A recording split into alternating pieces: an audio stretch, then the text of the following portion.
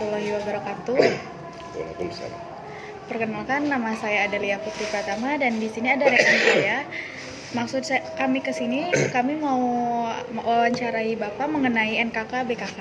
Langsung saja ke pertanyaan yang pertama. Menurut Bapak, apa yang Bapak ketahui mengenai sejarah terjadinya peristiwa NKK BKK? Ya, baik.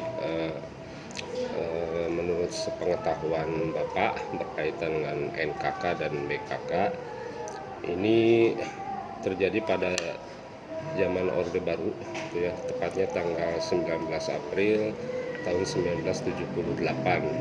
Itu dikeluarkan oleh Menteri Pendidikan dan Kebudayaan, namanya Daud Yusuf, ya, di mana mengeluarkan peraturan tentang NKK dan BKK atau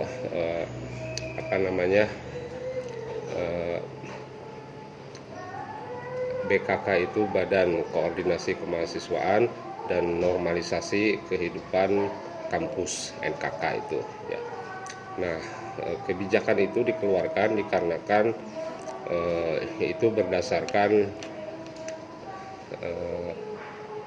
karena berawal dari demonstrasi mahasiswa, gitu ya, yang besar-besaran, terutama pada saat kasusnya malaria atau malapetaka 15 Januari tahun 1974. Di situ terjadi demonstrasi mahasiswa yang cukup besar yang menimbulkan korban jiwa yang cukup banyak, dan akhirnya di situ Presiden Soeharto menganggap bahwa ada sesuatu yang itu dianggap tidak aman dengan terutama pada saat itu kan itu Harman Siregar, gitu ya, Harman Siregar pemimpin demonstrasinya mahasiswa dan berafiliasi dengan Sumitro, itu berkaitan dengan datangnya Perdana Menteri Jepang Tanaka, yang mana waktu itu akan mengambil kesepakatan tentang penanaman modal asing, itu ya, modal asing. Maka akhirnya mahasiswa sepakat dan itu tidak dibetulkan, dan itu akan menyengsarakan kesejahteraan rakyat Indonesia. Akhirnya terjadilah demonstrasi yang cukup besar yang dikenal dengan malari. Nah, akibat dari itu akhirnya Soeharto menganggap bahwa jika dibiarkan maka akan terjadi sosial kontrol, yang mana pemerintahan Orde Baru, yaitu pemerintahan Presiden Soeharto, dianggap tidak akan aman kalau dibiarkan. Akhirnya dikeluarkanlah peraturan tentang NKK dan BKK untuk meredam ruang gerak mahasiswa, sehingga nanti mahasiswa itu lebih fokus ke pembelajaran, lebih fokus ke bagaimana mengejar prestasi kuliah, tidak lagi mengkritisi kebijakan-kebijakan pemerintah. Itu sekilas tentang sejarah NKK BKK. Terima kasih Pak. Langsung aja yang kedua, mengapa sih pemerintah menerapkan kebijakan NKK BK? Nah, kenapa pemerintah menerapkan NKK dan BKK, yaitu tadi ya, tadi sudah diulas dari pertama, itu dikarenakan pada zaman Orde Baru Presiden Soeharto itu menganggap bahwa jika dibiarkan mahasiswa untuk menggelar aksi-aksi, maka tidak menutup kemungkinan juga akan terjadi pada hal yang sama seperti yang terjadi pada Presiden Insinyur Soekarno. Karena runtuhnya ataupun lengsernya Presiden Soekarno juga itu diakibatkan salah satunya adalah karena demonstrasi mahasiswa. Di situ Presiden Soeharto menganggap jika dibiarkan maka tidak menutup kemungkinan juga hal tersebut akan terjadi kepada beliau, kepada Presiden Soeharto.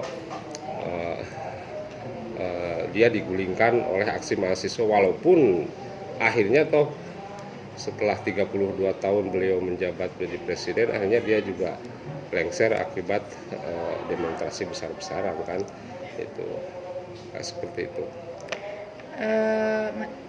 Apakah ada perbedaan dalam NKKBK pada masa Orde Baru dan masa kini?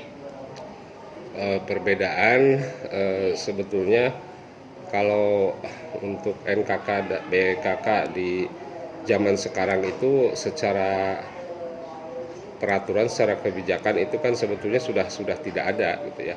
Artinya sudah lebur, sudah Permendikbud tentang NKK BKK itu sebetulnya sudah selesai gitu. Cuman memang secara eksplisit secara ini NKK dan BKK itu sebetulnya masih kelihatan masih ada walaupun tidak kentara gitu ya di era Jokowi gitu ya, seperti media pers yang diredam sehingga ketika aksi-aksi mahasiswa itu tidak diekspos oleh media televisi dan media massa gitu, sehingga seolah-olah tidak ada gerakan dari mahasiswa. Terus ada juga larangan-larangan demonstrasi dan juga tindakan-tindakan yang represif terhadap mahasiswa yang menggelar aksi itu dengan memanfaatkan militer itu untuk meredam dengan cara tindakan yang secara tidak manusiawi itu. Jadi kalau di zaman sekarang itu tidak kentara, tidak kelihatan, tapi ada gitu, masih ada sebetulnya. Walaupun secara aturan sudah tidak berlaku NKK BKK itu. Ya. Ya. Lanjut, menurut Bapak, mengapa kebijakan NKKBK dianggap kontroversi dalam meredam gerakan mahasiswa? Ya, dianggap kontroversi karena di situ memutus hak-hak mahasiswa, hak-hak kaum intelektual untuk melakukan ataupun mengkontrol jalannya kebijakan pemerintahan gitu ya. Jadi kenapa kontroversi ya, dengan adanya NKK BKK otomatis ruang gerak mahasiswa terbatas. Dia tidak bisa lagi berpolitik, dalam artian berpolitik itu bukan terjun pada politik praktis ya, tapi mengontrol kebijakan-kebijakan pemerintahan yang dianggap tidak relevan atau yang dianggap tidak sejalan dengan keinginan masyarakat Indonesia, kan seperti itu. Akhirnya ya sudah pasti kebijakan NKK BKK ini dianggap kontroversi. Ya. Dampak dari kebijakan NKKBK menurut Bapak itu apa aja? Ya, dampak dari NKK BKK itu ya artinya tidak ada yang mengontrol kebijakan-kebijakan pemerintah, sehingga akhirnya kebijakan-kebijakan pemerintah yang dianggap tidak tidak relevan ataupun tidak berpihak kepada masyarakat Indonesia itu menjadi lepas begitu saja gitu, seperti kenaikan harga, kenaikan BBM dan lain-lain gitu kan. Kalau ada gerakan mahasiswa kan itu bisa diredam, artinya bisa dievaluasi. Tapi dengan adanya NKK BKK ini akhirnya tidak ada yang mengontrol terutama kebijakan-kebijakan politik pemerintahan Republik Indonesia. Itu. Baik Pak, terima kasih wawancaranya, cuma segitu aja. Ya. Oh ya, sama-sama. Ya, makasih Pak. Nah.